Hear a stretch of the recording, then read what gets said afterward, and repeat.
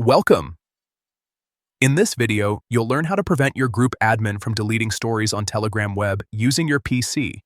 This is part of the new Telegram update that gives more control to group owners and members when managing admin permissions. So, if you've noticed your group stories disappearing, this guide will help you fix that right away.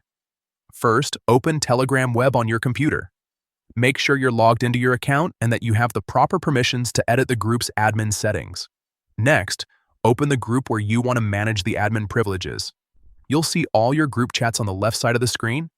Just click on the one you need. Once the group chat is open, look at the top left corner of the page, click on the three horizontal lines or the menu icon there. This will open a sidebar with several options related to the group's settings.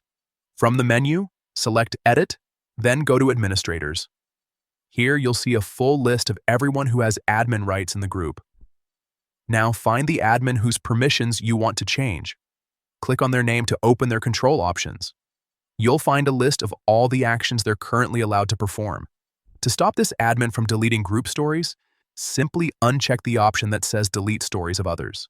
This setting controls whether an admin can remove stories added by other members.